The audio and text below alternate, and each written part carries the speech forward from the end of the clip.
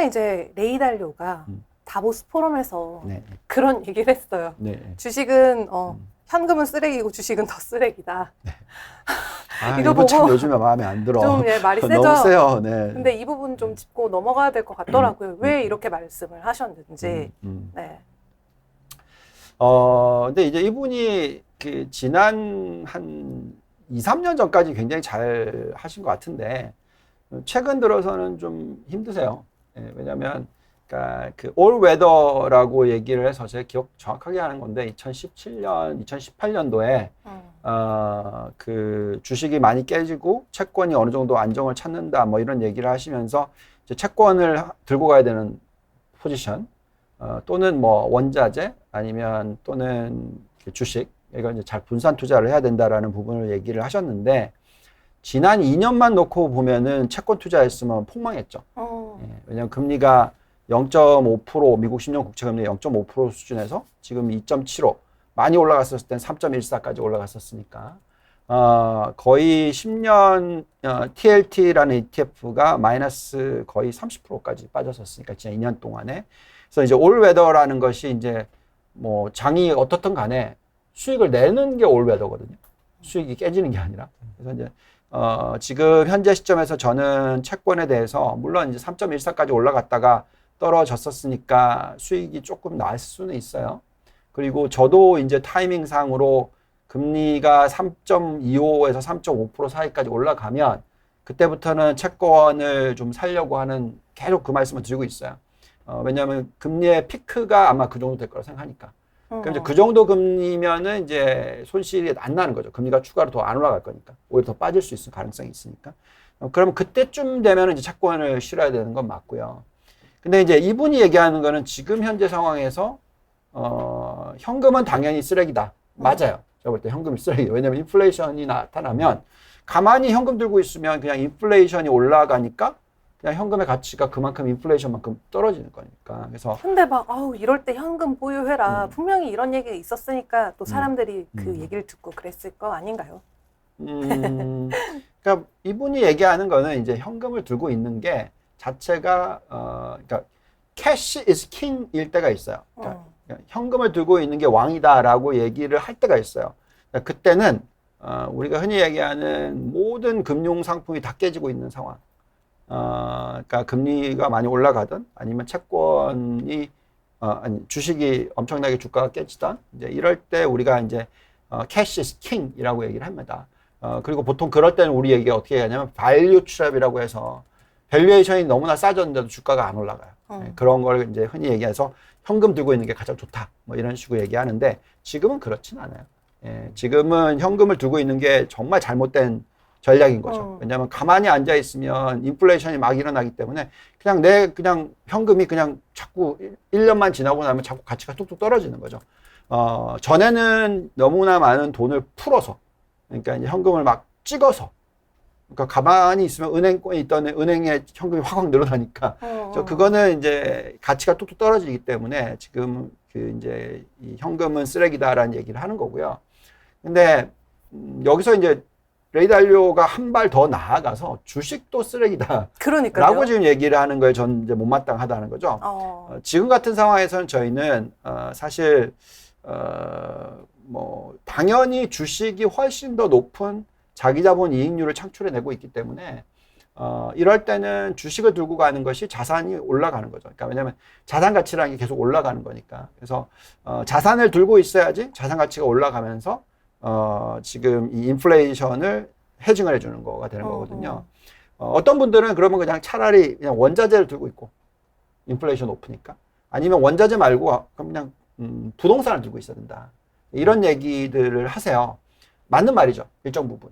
왜냐하면 부동산이라는 것은 이제 원자재 올라가고 부동산 가격도 같이 올라가고 이런 케이스가 나오는데 근데 이제 지금 현재 시점에서는 그게 또 나라마다 틀려요. 그러니까 예를 들면 미국 같은 경우에는 자산으로서 그 부동산을 들고 있는 게 말이 돼요. 왜냐하면 부채 비율도 낮고 가계의 펀더멘털이 워낙 튼튼하고 그 다음에 인구의 변화도 출산율이 높은 편이기 때문에 계속 그 워킹 파퓰레이션이죠. 일하는 인구가 늘어나는 케이스가 되는 거죠. 근데 이제 이거를 우리나라에 딱 비교해버리면 정반대거든요. 우리나라는 지금 가계부채 비율이 역대 최고치이고, 그다음에 출산율은 역대 전 세계에서 최하위에, 그렇죠. 부동산 가격은 지금 렌탈 일드, 그러니까 임대 수수료 수익률로 계산하면 전 세계에서 제일 낮아요. 그러면 이거는 자산으로서 들고 갈 수가 없는 거죠, 사실. 그래서 저희는 투자 개념으로서는 지금 질문이 주식이 트래시냐? 아니요. 주식은 제가 볼 땐 지금 현재 시점에서 주식은 상당히 중요하다. 애플 같은 주식이 지난주에도 말씀을 드렸지만 지금 배당 수익률이 3%에 여기에 이제 자사주 매입 소각 수익률이 4%. 그럼 3 더하기 4 7%예요. 7%. 그러면 이 7%를 그냥 1년에 버는 거예요. 그냥 가만히. 그죠? 그러니까 그 지금 인플레이션이 3%, 5% 나온다 하더라도 그걸 다 감안하고도 플러스가 되는 거잖아요. 그래서 현재의 주가 수준에서는 저희는 당연히 이만큼 매력이 있기 때문에 지금은 투자를 하시는 게 맞다라고 얘기를 하고 있습니다. 그러면 아까 이제 얘기 조금 이어서 채권도 말씀하셨고 네. 주식도 뭐 레이달료 연금까지도 얘기를 했는데 주식, 채권, 현금 어떻게 비율을 해서 투자를 하면 좋을까요? 글쎄요. 네. 저는 지금 저는 좀 세게 가기 때문에 저는 시장에 대해서 좋게 보고 있습니다. 그렇기 때문에 포트폴리오상은 점점 장기적으로 갈수록 더 많은 주식을 들고 가야 된다고 생각하고요. 이 테이블 놓고 한번 말씀을 드릴게요. 이것만 보여드릴게요, 우선. 저는 이거를 많은 분들한테 보여드려요. 이게 이제 저희 아는 선배님께서 이제 올렸던 건데, 네. 지금 현재 시점에서 우리가 예를 들어서 채권을 들고 있고 현금을 들고 있는 게 주식을 들고 있는 것보다 리스크가 훨씬 낮아요. 위험도가 낮을지 모르겠으나 시간이 지나면 지날수록 현금의 리스크는 높아지고요. 채권의 리스크도 높아지고요. 반대로 주식의 리스크는 떨어지는 구간이다. 이게 앞으로의 몇 년일 거다라고 저희는 생각을 합니다. 왜 그러냐면 이제 채권이 지금 계속 금리가 올라가는 시대잖아요. 그러면 채권의 가치는 점점 떨어져요. 그만큼 리스크가 높아지는 거고, 또 현금은 인플레이션이 지금 복귀하는 상황이란 말이죠. 과거에 2010년, 2009년부터 2020년 약 10몇 년 동안에는 인플레이션이 겨우 1. 몇 %밖에 안 됐어요. 2%가 안 되는 수준이었고, 그렇기 때문에 채권을 들고 있고 낮은 금리로 계속 갔으니까, 계속 금리가 빠졌으니까. 그러니까 그때는 오히려 이제 채권과 현금을 들고 있는 게 훨씬 매력이 있는 투자 포인트였는데 지금은 정반대가 됐다고 말씀을 드리는 거고, 앞으로도 그럴 수 있어요. 물론 채권 금리가 10년 국채 금리 미국 기준으로 3.5%까지 올라갔다. 그러면 저는 또 틀리게 볼 것 같습니다만 아직까지는 거기와 거리가 멀고요. 그다음에 주식 같은 경우 아까도 말씀드렸지만 S&P 500의 기준으로서 지금 평균 ROE가 20%가 넘어요. 그러면 그 ROE가 20%가 넘기 때문에 매년 그 일들을 계산을 하면 금리보다 높은 수준의 이익을 벌어들일 수 있다라고 계산이 나온다면 계속 리스크는 떨어지게 되어 있습니다. 그래서 저희는 지금 현재 시점에서 뭐 저희 홈런랩 같은 경우에는 현금 없어요. 네, 다 주식이에요. 심지어 채권을 들고 가는 대신 배당주를 들고 가요. 네. 굉장히 공격적으로. 네. 그래서 굉장히 저변동성 배당주로 들고 갑니다. 그것을 했기 때문에 수익률이 방어된 거예요. 만약에 채권을 들고 갔었으면 지난 2년 동안의 채권 수익률이 마이너스 30%가 났다면 아무리 주식에서 벌었도 주식에 또 빠졌잖아요. 또 최근에는. 그러면 수익률이 지금 엉망일 거란 말이죠. 대부분 저희가 얘기 들어보니까 저희 기관 고객 저희가 랩 운영을 하고 있는데 올해 연초 대비해서 맡겼던 뭐 여러 군데가 있을 거예요. 근데 평균 지금 수익률이 마이너스 10%에서 마이너스 20% 사이랍니다. 예. 아니 그 지난주에 보면 엔비디아 실적 발표 있었잖아요. 네. 그 이후로 뭐 엔비디아 때문은 아니겠지만 사실 엔비디아 실적 발표 한 날 그날부터 조금 분위기가 좀 바뀌기 시작을 했고 저희 그 지난주에 이제 그 저희 서학개미들 이제 순 매수 종목만 보더라고 하더라도 뭐 부동의 1위 테슬라 그리고 뭐 TQQQ 뭐 대부분이 사실 기술주예요. 맞아요. 뭐 엔비디아도 당연히 있었고 네. 뭐 이제 반도체 롱숏도 있기는 했었는데 사실 이제 기술주가 많이 저평가가 됐잖아요 그동안. 그렇다 보니까 이제 기술주에 대한 관심들도 이제 좀 많이 생기시는 것 같거든요. 근데 그 중에 뭐 다 살 수는 없고 사실 맞아. 뭐 ETF로 해야 되는지 뭐 이런 거에 대한 좀 어떤 의견이나 이런 것들은 좀 있으세요? 네. 요거 보면서 말씀을 드려볼게요. 이제 저희가 이제 포트폴리오 구성을 하는데 대형 기술주에 있어서는 저희가 이제 여러 번 말씀을 드렸잖아요. 그러니까 우리가 왜 대형 기술주를 들여다보느냐, 어떻게 들여다봐야 되느냐, 정말 여러 번 얘기해 드렸던 것 같은데, 그러니까 대형 기술주가 지난 한 10년으로 계산했었을 때 정말 수익이 좋았던 이유를 생각하자면, 우리가 얘기하는 이 인플레이션을 낮춰주는 효과를 얘기를 할 수 있는 거죠. 그게 바로 이제 캐시우드가 얘기하는, 돈나무 누님께서 얘기하는 혁신, 뭐 이런 얘기를 하면서 인플레이션을 낮추는 효과를 가지고 온다라는 거죠. 뭐 대표적인 기업이 당연히 아마존, 뭐 넷플릭스, 뭐 심지어 마이크로소프트, 뭐 다 보면 결국 뭐 심지어 이 구글도 마찬가지죠. 그러면서 기본적으로 인플레이션을 확 낮춰주는 효과를 가져왔기 때문에 이 회사들이 시장 점유율을 막 늘려가면서 인플레이션을 낮춰주니까 엄청난 성장을 하고 주가가 엄청나게 반응을 했다는 거죠. 근데 최근 들어서 우리가 지금 계속 제일 얘기를 많이 하고 있는 게 인플레이션이 많이 높아졌다라는 거잖아요. 그럼 인플레이션이 높아졌다라는 것은 이런 기업들이 더 이상 혁신이 생산성 향상이 안 일어나는 게 아니냐? 이런 걱정을 하게 되는 거예요. 그래서 그만큼 비용이 좀 올라가는 부분을 얘기를 하는 거거든요.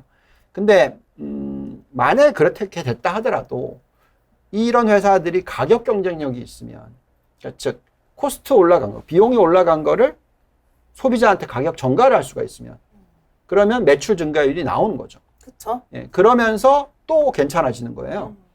그래서 그러면 이제는 인플레이션을 낮춰주는 회사가 아니라 인플레이션의 리더가 되는 거죠, 오히려. 예. 그런 또 종목이 있으면 그 종목을 버리면 안 되는 타이밍이다라고 얘기를 하는 거고요. 근데 저는 심지어 어떻게까지 생각하냐면 이 회사들이 여전히 또 시간이 지나면 인플레이션을 낮춰주는 효과를 가지고 올 거다 라고 생각을 해요. 심지어 아마존도 아직까지는 시장 점유율이 아직 20%가 안 돼요. 전체 소매 판매에. 훨씬 더 올라갈 거라고 저는 생각합니다. 그리고 메타 플랫폼, 그러니까 페이스북도 지금 현재는 광고 수익이 이제 정점을 찍었기 때문에 이제 어렵다고 얘기를 하지만, 이제 메타버스 쪽으로서 매출이 확 늘어나는 부분이 또 나오면 또 엄청나게 그 프라이싱, 그러니까 즉 이걸 낮춰줄 수 있는 효과를 가지고 올 수 있어요. 그거를 한번 보면 이거 보시면 이게 이제 글로벌 XR 헤드셋, 그러니까 이제 끼고 보는 거잖아요. 네네. 네. 보시면 이게 밀리언입니다. 100만 단위입니다. 100만 단위. 네, 이게 보시면은 1100, 3000, 5000, 7000, 6000. 그러니까 이렇게 올라가요. 그러니까 이제 올라가는 속도가 거의 여기 보시면 이제 20이 올라가고 또 20이 올라가잖아요. 그 다음에 26, 그 다음에 30. 가속화가 붙을 거라는 얘기죠. 그래서 이런 부분을 감안했었을 때 우리는 지금 이 13개 대표적인 종목들을 놓고 봤었을 때 심지어 지금 빵구를 사야 되냐 이런 질문도 받거든요. 9위에 들었더라고요. 예, 이번 주에. 예. 네. 3배짜리. 저는 계속 말씀을 드리지만 2배 레버리지까지는 오케이. 3배는 좀 너무 욕심을 부리신다고 말씀을 드리지만. 다 3배인데. 다 3배인데 어떡하죠? 네. 언젠가는 괜찮아요. 네. 어쨌든 지금 현재 시점에서는 아직까지 괜찮다고 저는 생각하는데, 보시면은 여기 나와 있듯이 저희는 계속해서 알파벳, AMD, 테슬라, 퀄컴은 뭐 맨날 얘기했던 거라서, 그 다음에 마이크로소프트, 메타, 애플까지 요 정도도 저희는 지금 굉장히 매력도가 있다고 생각해요. 상승률이 굉장히 높다고 생각하고요. 대표 13개 종목들의 상승률이 ROE가 워낙 높게 유지가 되고 있어서 높은 리스크 프리미엄을 반영을 시키더라도 저 종목들은 매력이 있어요. 그래서 정말 개별 종목 못 사시겠으면 그냥 뭐 FNGU 사지 마시고 FNGS가 1배짜리입니다. 아니면 FNGO 뭐 2배짜리 정도까지 충분히 투자할 만하다. 대형 기술주는 그렇다라고 말씀을 드리겠습니다.